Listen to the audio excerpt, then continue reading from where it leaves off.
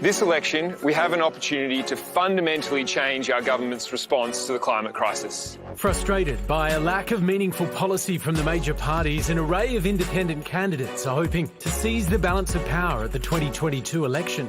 It's becoming a powerful movement. But the PM says these independents are anything but.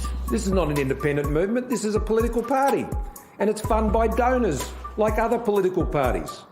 They're pretending to be voices of a local community, and we've got at least two of them who used to be members of the Labor Party. The ultimate point of the independent movement is that they do want to represent communities. The government saying that their Labor Green plans is a way to try and get people who usually vote Liberal to think twice about who they're voting for. Neurologist Monique Ryan will be running against Treasurer Josh Frydenberg in Kooyong. In an interview 2 weeks ago, she described herself this way. Traditionally, I'm probably a smaller Liberal. On Monday, she confirmed to The Project that she was formerly a Labor Party member, but insisted I'm a clean skin.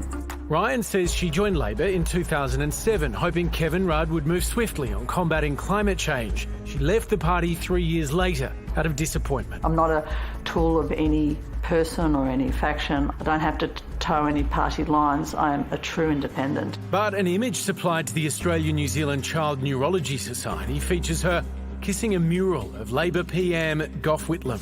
Today, Ryan told us, this photo was taken some years ago at the Melbourne Comedy Festival, where visitors were invited to leave Gough a lipstick kiss. If it were a photo of Menzies, I would have done the same thing. It's all part of the fun. I wasn't surprised to find out that Professor Monique Ryan was affiliated with another political party at one point, particularly the Labor Party. A lot of these independents are financially conservative, but they're socially progressive, and that has been one of the attractive options for people who are in these teal seats where the inner city Liberals tend to hold. Climate change is one of the most politically charged issues in Australia, and there are also two former Liberal Party members in the mix. So should we be worried about the independence of these independents? We are so close to making this a reality.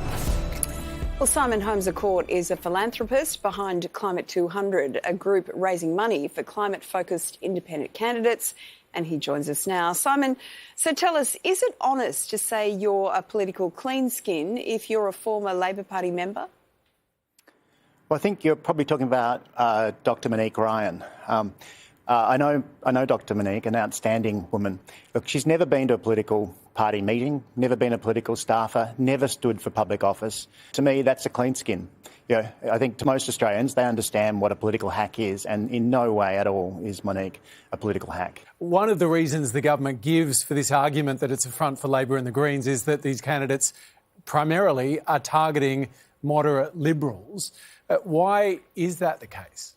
Well, these campaigns are coming from the communities. So no one runs, in community campaigns, no one goes and runs a campaign in another community. They get frustrated by what they see as a lack of representation. I mean, people here in Kooyong, we are sick to death of a government that isn't working on the issues that are really important to us. I've polled this area, and I know that climate action, integrity and the treatment and safety of women are massive issues, and we've seen the government go sideways, if not backwards, on those issues over the last 3 years.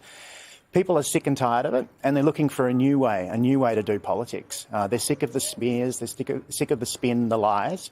And we've seen from Indi, where Cathy McGowan showed this community model can work, and we've seen in Warringah, where Zali Steggall took on Tony Abbott and won.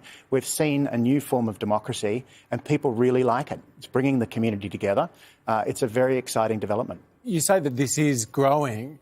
Obviously, these candidates seem to be selected in the same way. Most of them are getting some funding from your Climate 200 group. They have the same marketing, but they also have the same policy platform. Would it be more honest to say it's a political party or a political movement rather than claiming you're these sort of grassroots independents? Yeah, I think that's a misconception of how these campaigns come together. Each of these they do have the same policies, right? I mean, they've all ended up with this platform of campaigning for better gender representation in politics, climate, and also integrity. Yeah, so they're the three things that are important to Climate 200. I know each of the candidates have their own policies, And if you speak to them, they'll all have a range of policies. But those three are the three that Climate 200 cares about, or the primary three that we care about.